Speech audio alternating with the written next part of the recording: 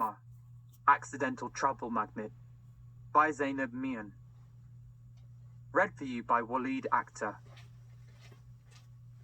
This book is dedicated to all the children who ever felt that being different is a negative thing. Welcome to Planet Omar. You might not know me yet, so maybe you'd like to know a few things before we get going. My name's Omar, obviously. I hate carrots. That's important to know. And one of my greatest achievements is that I once raced my dad's car on my bike and won. I was on the pavement and he was on the road, in case you were wondering. I have a huge imagination, which you'll hear more about later. I live with my little brother Isa, who's 3, and always covered in bits of food. My big sister Miriam, who's 13 but thinks she's 16, and loves to wind me up more than anything. And my mum and dad, who are both scientists. If you saw my mum outside, she'd be wearing her hijab and have a coffee cup in one hand. It's basically glued there. My dad has a beard that's quite hairy and a head that doesn't seem to have much hair on it at all. He says it's something to do with his genes. He loves talking about genes. It's a science thing, I guess. Can you picture us all in your head? I'm wearing a stripy t-shirt and my hair's a bit of a mess. Does that help? Good. Let's start. Chapter 1. Curt 2. There was a big puddle of spit on my little brother's forehead. It was mine. But phew, he was still sleeping. Let me tell you what happened.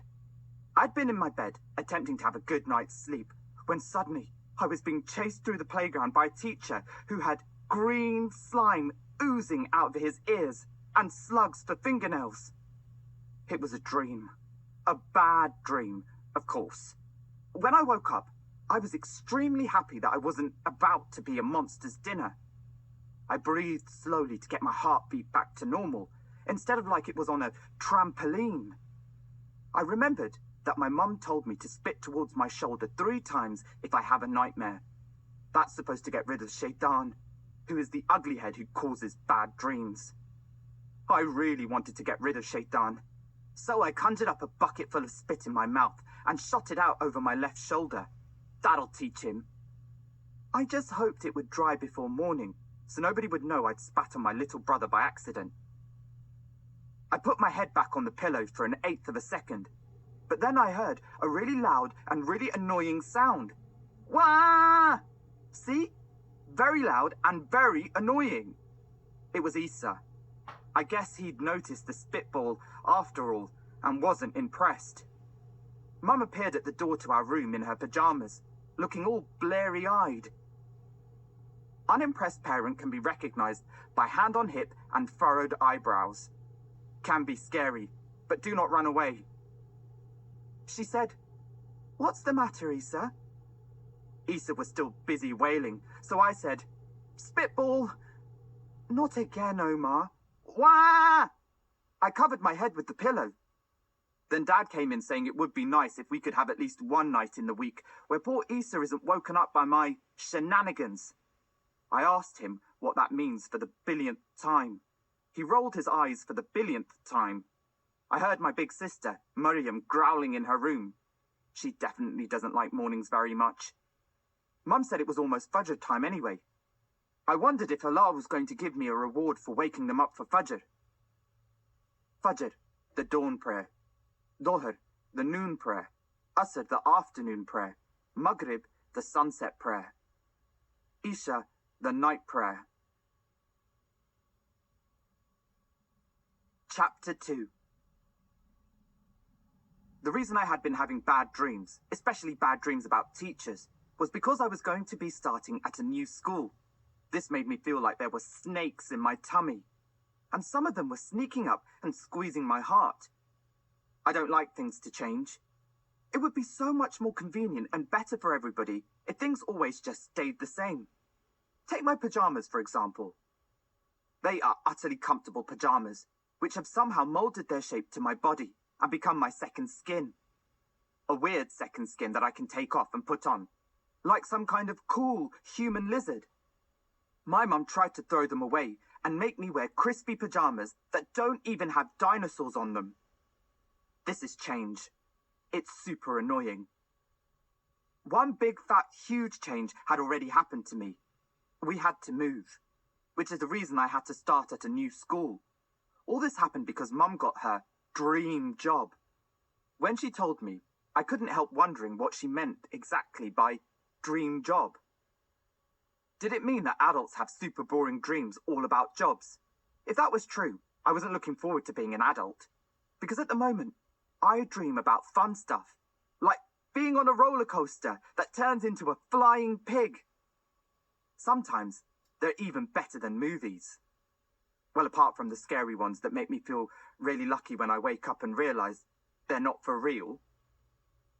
So, anyway, the job that Mum must have dreamed about all the time was too far from where we lived before, so we had to move. The moving bit was very, very times 100 annoying, because Dad said I couldn't put all the 1,267 important things from my room in the boxes to take to the new house.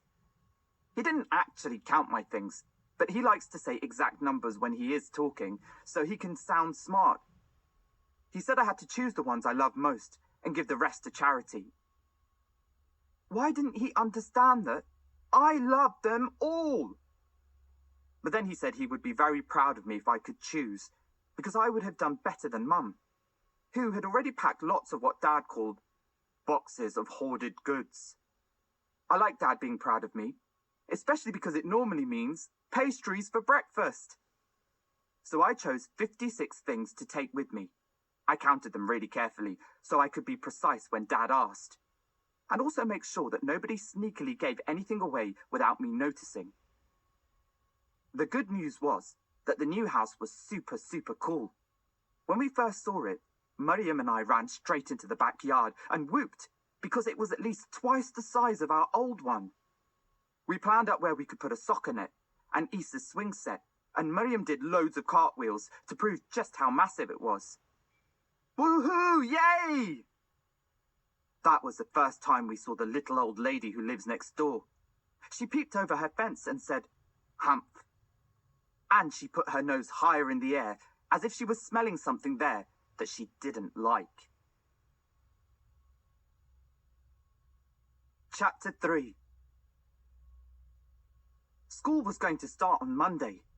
Only 2 more sleeps before I had to walk into a brand new classroom with everyone watching, and a teacher who might or might not be an alien zombie.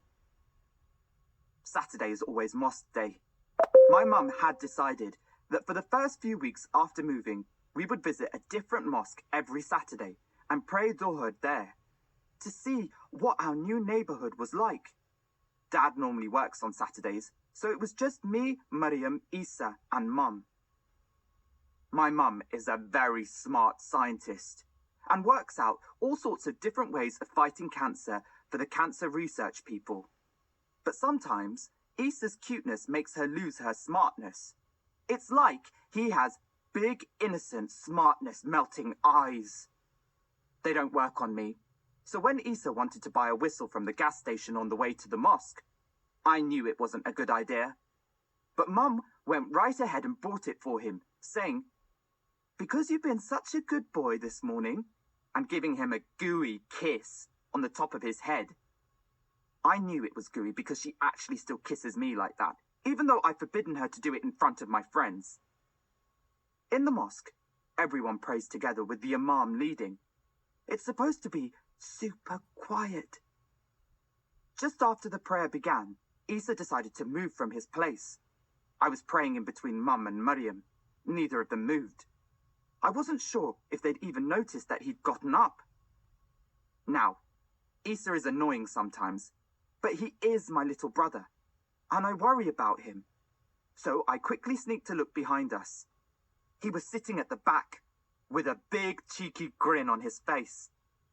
I turned back around and kept on praying. Then we went into ruku. That's when your hands are on your knees. Silence from Issa. Then we went into sujood. That's when your nose and forehead are on the ground. And then, twee! The loud noise of a whistle